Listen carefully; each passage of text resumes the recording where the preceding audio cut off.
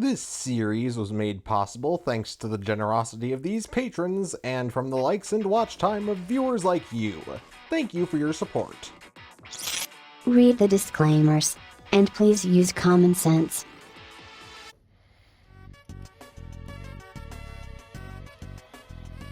Attention, this is your 2:30 a.m. wake-up call. You must get to work immediately, or be subject to further MLG air horn cringe. What the hell, Maya? Cease this at once! What are you doing?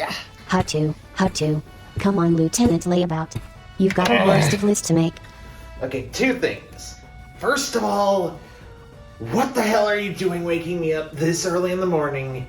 And second of all, why do you want me to make a worst of list? Because you, my ignorant amigo, have been neglecting your channel. And this is the time of year where those lists are traditionally made. Okay, yes, I understand that traditionally that is the case, Maya, but this year, I neither have the ability nor the desire to make one. If that makes any sense to you. I'm not the one who can't find a balance between school and YouTube. Nor am I the one who made the brilliant, a word I say as sarcastically as this text-to-speech program will allow, idea to release a video on Christmas Eve. Maya! Look, I'll acknowledge that maybe the worst of list would be a bit more popular in most circumstances, but this is not most circumstances! In fact, I've gotten so few figures that could be considered bad, I could actually make two best of lists. One for just the honorable mentions, and one for the figures that I actually think are the best of the best. In all honesty, the ones that I did get, which could feasibly go on the worst of list, they feel like they would go on the worst of list because they're a formality. And the worst of list is not for formalities. It's for figures that genuinely pissed me off. And this year, almost nothing pissed me off. I don't care that basically everything you got was amazing. We need to make a worst of list. As long as it has 10 entries or more, I won't complain about it to you. Okay, well, considering there's no shifting your opinion, I guess I better get to work. Good. Now get to work or else the air horn will be the list of your... Wait, what is that? Oh, this? This is just my worst figure of 2022.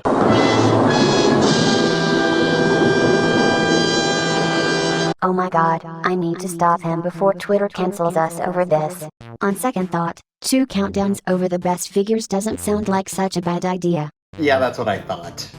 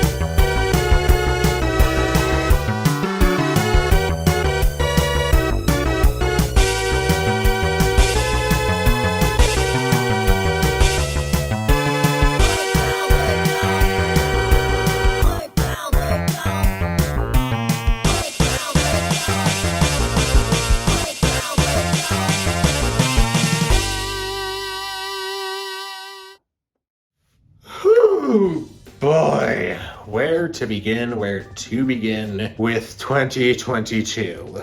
Well, on the collecting side, things have been, really good. Better than last year good, and that's saying something. A lot of good toys that I got. To put it in perspective, even on the non-transforming side of things, I just kept on receiving hit after hit after hit after hit after not you after hit! It's hard to put into words how amazing that is. And because of the almost non-existent volume of bad figures, I won't be making a worst of 2022, because 2022 was amazing, and I need to do it justice. And the only way to do it justice is by making 2 lists that celebrate all the good it had to offer. First and foremost, let's start out with a few housekeeping rules. Rule number 1. The window for figures that I will consider for this list ranges from January 1st, 2022, all the way up until December 23rd, 2022. I have decided to arbitrarily introduce a rule that disqualifies any figures that I receive for Christmas or on Christmas Eve, mostly because I get a lot of figures during that time of year, as per Christmas tradition, and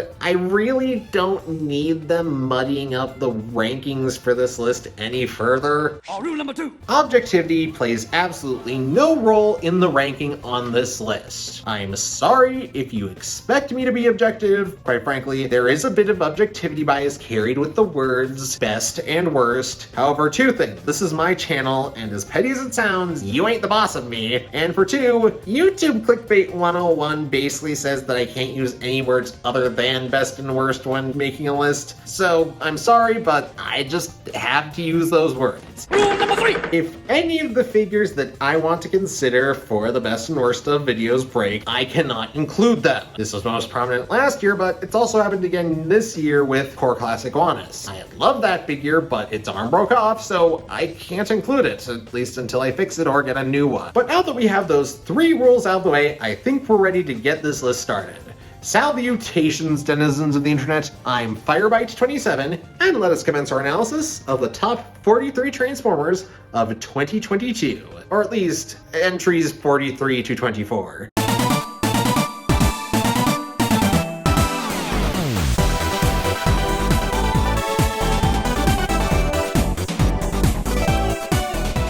For the first of our honorable mentions and figures on the list, we have Transformers Animated Jet Blade Optimus Prime. This figure is honestly just here because of the novelty of me being able to say, look at this is super cool. Isn't it cool that I own a figure that you never will? Ha ha ha, I got a good price on this from Crush Collectibles. It was literally under 25 bucks.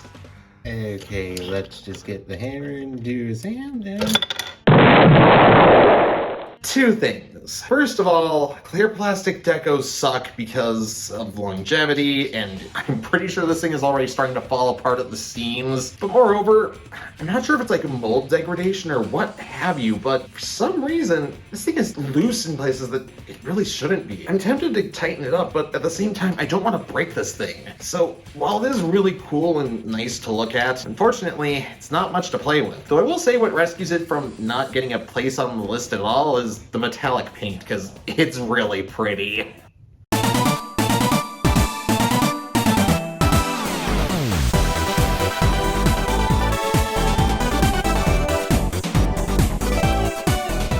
Second on the chopping block, Transformers Legacy, Buzzworthy Bumblebee, Creatures Collide, Skywasp, and Scorponok. Now, these are here for some pretty middling reasons. I like how pretty they look, and that's honestly it. Like, I especially love the look of Skywasp here. Like, it just looks so cool in robot mode. And the Beast mode is also pretty cool. And Scorponok here is a much needed improvement on the original, but that means it's just a heavily polished turd. One polished to the point where it's practically indistinguishable from like a very cloudy brown gemstone. And really, no matter how much fancy paint or like cool pearlescent plastics you put on here, it doesn't change the fact that it's just kind of trash. Having said that though, the Scorponok mold is still a guilty pleasure of mine, and while I will say that the Waspinator mold probably wasn't deserving of a place on my best of 2021 list, an honorable mention is the least that this version deserves.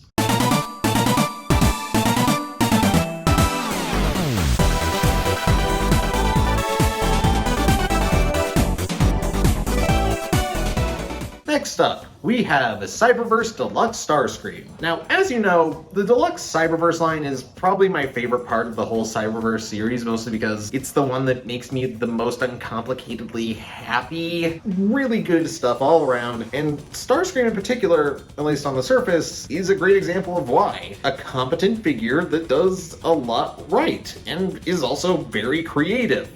especially with the design and the alt mode. However, its Achilles heel, or rather its Achilles shin, is the fact that it has no landing gear, so in the Tetrajet mode, it unfortunately means that the paint chips very easily. This figure is very good, and not only that, but like, the accessories it comes with, actually really cool. We got the null rays, sure, but like, it also comes with some of my favorite blast effects ever. Like, I absolutely adore the cheesy little missile barrage blast effect that comes out of him, and like, it's so cool. But even in spite of that very visible flaw, I've still found that there's a lot to love with this figure.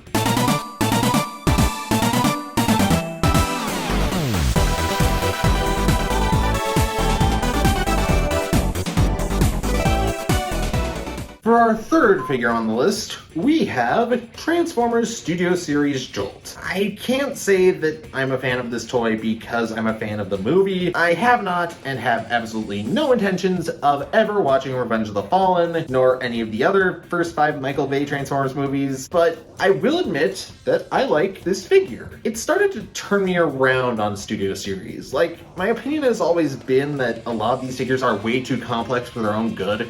And on top of that, it's just down to my character representation, yo! They don't really put a lot of attention and detail into like making these as fun to Transformers Generations or Legacy or what have. They're just like substandard, overly complicated ball aches. And this is not one of them.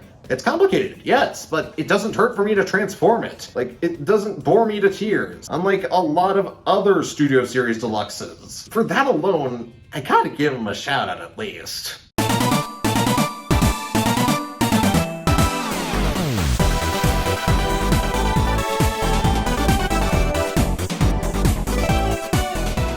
Next up, and this one's going to be a little bit of a controversial pick, I can tell you that already, Transformers Legacy Tarantulus. Something about it makes me like it less than I expected to. Honestly, I thought this one would make the main list for sure. I think I know why. It's these goddamn ball-jointed bug legs. For me personally, the frustration from them comes from when more than one of them detaches and leaves me with no idea where they're supposed to detach or attach back to. There's no obvious marker for which legs go where. I don't even know if I have them on the correct holes anymore. But regardless, this is still a really good figure. I like it a lot. The articulation is awesome, and the transformation is really fun. And it's really cool. It's probably one of the best Beast Wars figures that we've ever gotten from Kingdom or Legacy, though I still haven't gotten Inferno yet to check.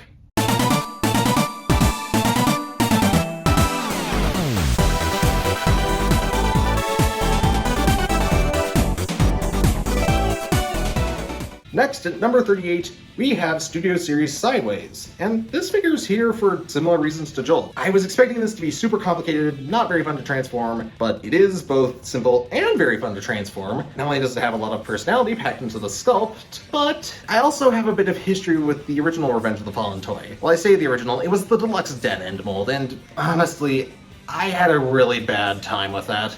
So bad, in fact, that I actually used a episode that I marketed as a tutorial for how to do episodes of your own review series, and used the original Dead and Deluxe figure as an example so I could guarantee that I'd never actually have to review him, because, oh boy, that thing was garbage. The biggest problem, which was almost nearly shared with this figure, was that it couldn't stand up, but it was for different reasons. This one originally had super loose ball joints in its ankles that I fixed, but that one just had like really small feet.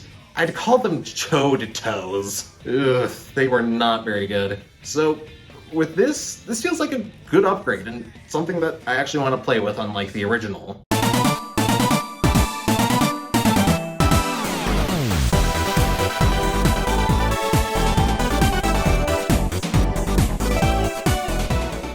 At about a sixth of the way through the list, we have Mechanic Studios Revolt. This is a pretty interesting figure. It's a roughly Legend scale hot rod with some really good articulation, above average for a normal Legends figure, and also a really strong aesthetic. The paint choices here, like the metallic cherry red that they use for the windscreen and eyes, and also this shiny metallic lavender, all sort of really complement each other and the base figure. On top of that, it's also got a decent variety of accessories with some alternate heads, pair of guns, a fishing rod, and a chainsaw, according to the instruction manual. The one thing I will say that I'm not super fond of with this figure is just transforming it between modes, since there are a few pieces that are a bit on the fiddly side, and I just don't like fiddly transformations. But above all, this is just a really cool toy and just a really nice Christmas gift. And I know I said I just included all my Christmas gifts, but this thing was actually given to me like before we left for Christmas, and like I got it before the 23rd, so it counts towards the list according to my definition. So once again, thank you to my brother for providing me with another fantastic third-party Legends figure, and let's get on to the next entry.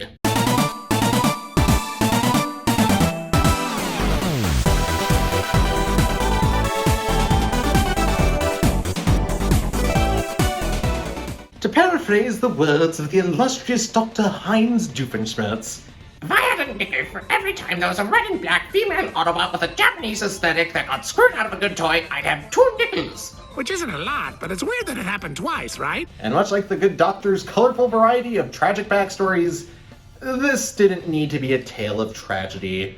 Honestly, this figure does a lot right, and I'd honestly go so far as to say that it might be the best of the 3 releases that this mold got this year. Like RC herself was kind of ugly, so there was no way I was buying that. And while Flamewar did look better, no one's gonna pay an extra $30 for a Target Master that sucks butts. While this mold does have its issues, I'm done with being mad at it for being something that it isn't.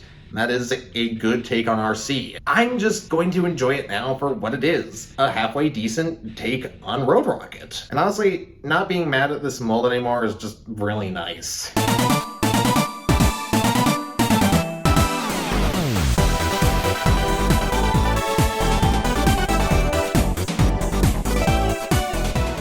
Okay, so I really like this mold for the most part. Everything about it objectively is really good, and I especially love the colors. Quite frankly, so do a lot of other people, since I've actually had people in public ask me what this is, and have some actual interest in getting one for themselves. Having said that, the reason it's not higher on the list is because it's associated with some annoying memories from Thanksgiving weekend of 2022, where one of our family members came over with her son, who was very young, and he just kept on repeating these phrases over and over again while playing with this toy. Like, it's gotten to the point where me and my brother and the hoodie guy will now fly into a rage if we hear the terms emotional damage ever again. But I'm not gonna deny that this toy is brilliant. And also, just look at it. This is cute.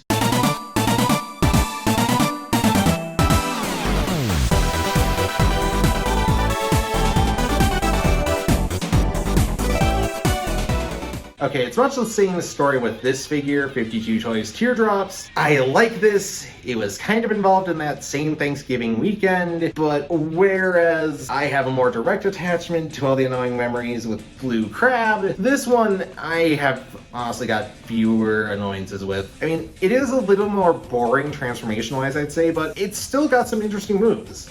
Like how you have to split open the neck and like ratchet both halves of the head over this in order to like form part of the cube. It's pretty impressive, not gonna lie.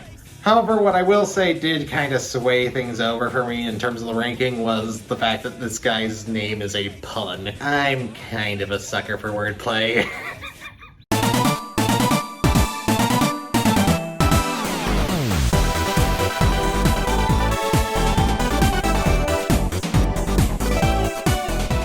For our next entry, we have a bit of redemption on my end for Kingdom Optimus Primal. Now, when I got this figure in 2021, I thought it was amazing. Honestly, one of the best figures I have ever played with in my life, but unfortunately, I didn't realize that these little ankle pistons are incredibly fragile, so I broke both of them and really didn't stop breaking it in my attempts to fix it. But whatever the case, this thing is really good. It's very small for a Voyager, yes, but honestly, I'm just enamored with it. The articulation is good, the Beast mode is amazing and has literally all the same articulation as the Robot mode. All the gimmicks are here except for the mace, and he's just a smaller version of the Masterpiece. Sure, there are some gaps in like the torso and whatnot, but I don't care. This is really fun.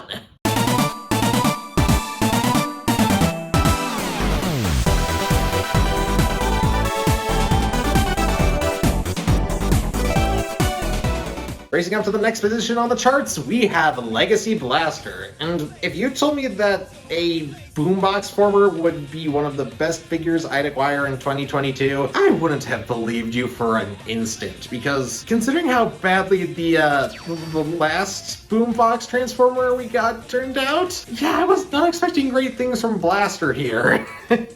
Oh boy. This figure is really, really cool.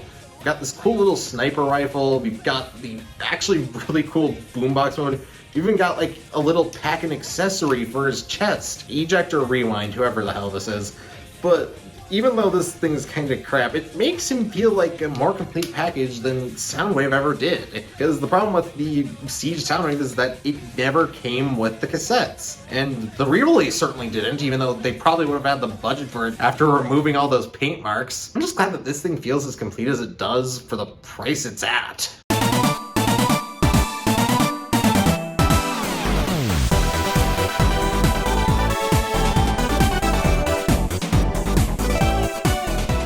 By sheer coincidence, coming in at the next spot, we have Soundwave, specifically Cyberverse Deluxe class Soundwave. And honestly, this is on here for a lot of the same reasons Blaster is. It feels like a very complete package when compared to a lot of other Soundwaves. It comes with a little laser beak that can perch on most of his limbs. He feels very complete, and come on, name me one other Deluxe that came out in the past few years that had a back arc this excessive.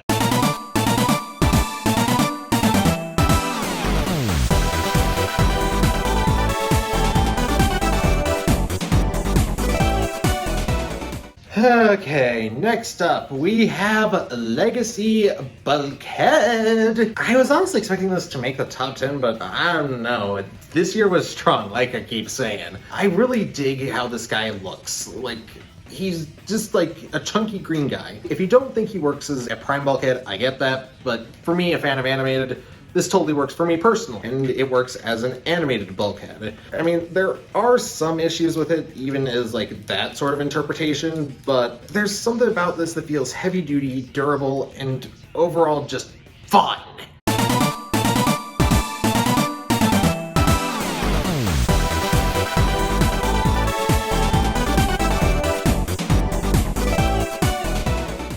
Drawing closer to the end of our honorable mentions, we have Universe Blades. Now, I like this thing for a lot of reasons. First and foremost, it's very pretty, much like a lot of other figures on this list. Got really nice light piping here on the head, and on top of that, the vehicle mode is not only gorgeous, but it also lets me reference a meme that's dated at this point.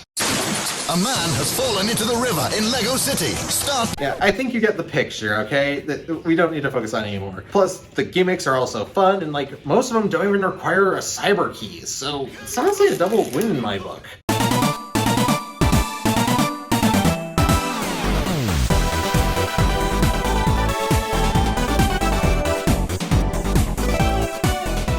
Next up, we have Power Core Combiners Sledge, and while the Power Core Combiners are regarded for being a bit stinky, I think that there are plenty of them that are very fun, such as Sledge here.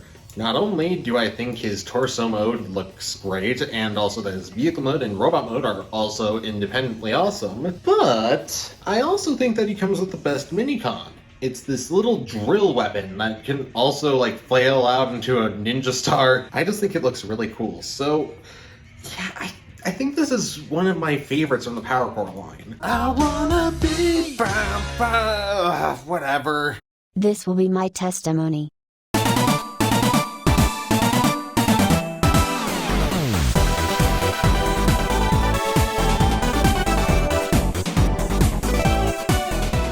Closing in on our fourth entry, we have the other half of the Creatures Collide box set with Ransack and Goldbug. Honestly, while this figure specifically is a bit of a mid-mold, and this one is a very good mold that is tarnished by some debatably necessary parts forming, I like them both. I think they're both major improvements on the original version. Like I said earlier, I really feel the need to redeem myself for some past errors with this list, so including Goldbug, it gives me a chance to redeem some of those issues from those previous lists. So I'm happier for it.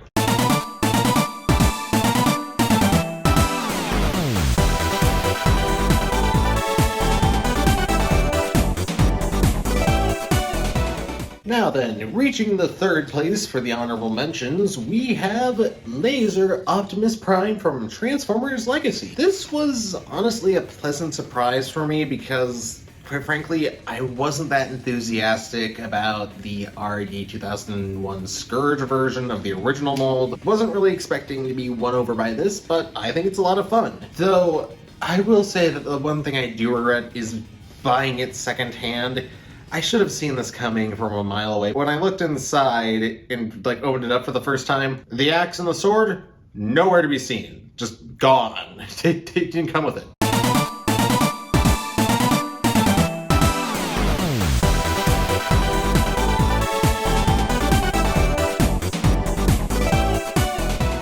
Okay, so for the second to last entry, it's a pretty big one. 5 Warrior class figures from Transformers RID 2015. We've got Fracture, Strong Arm, Quillfire, Stormshot, and, of course, Blast Wave, which might be the long-forgotten third brother of Shock Blast and Six Shot. These are all just figures I felt like placing on here because I missed out on the original RID 2015 toy line, and all these toys are very good. We've got such a wide variety of vehicles here, from silly sci-fi tanks to standard cars and an SUV or a semi-truck, and jets and choppers for Shadow the Hedgehog to ride. Where's that damn fourth Chaos Emerald? What's not to love?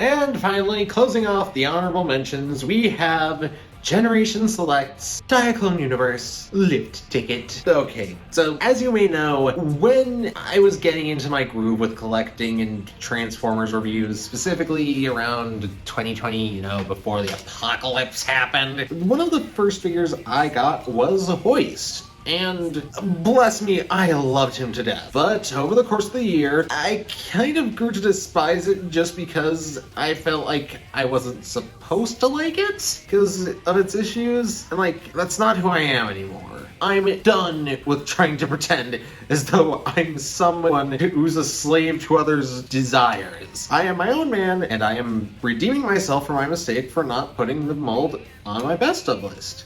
Though, to be fair, there were some issues with that original Hoist mold. The fact that I had to break its wheel off twice for the sake of my collab with Dr. Lockdown, it was weird. I really like a lot of what this mold does. From the double knees to even the little wings of Kibble, because while that's just not something that's would be considered objectively good, I think it gives this mold some personality. It's acknowledging all the faults that the G1 figure had. I've really come to respect Earthrise as being the toy-focused line rather than cartoon-focused line. Because sure, cartoon accuracy was a thing in it, but I really felt like they were trying to translate the toys more, and some last-minute needs in order to change the designs from being more sort of toyetic to cartoonish might have been something that happened, but hell if I know. And honestly, with this red deco, I'm even more in love with it, because red and green are my favorite colors. And red might actually be more of my favorite colors, so getting a mold that I liked, I felt bad about mistreating. It felt as though I did dirty. It just feels nice to finally be able to sit here and say, I have a version that I like, and that I consider to be one of the best things that I got this year. Anyways, that makes 20, and I think we're done for now. I'm so glad that you got to join me here during this video about my top 20 favorite honorable mentions. I am so glad that I got to make it. I'm going to probably go and pass out now because I've been recording this literally since 2 in the afternoon, and it's currently 9 o'clock. And with that being said, this is Firebite27 over and out.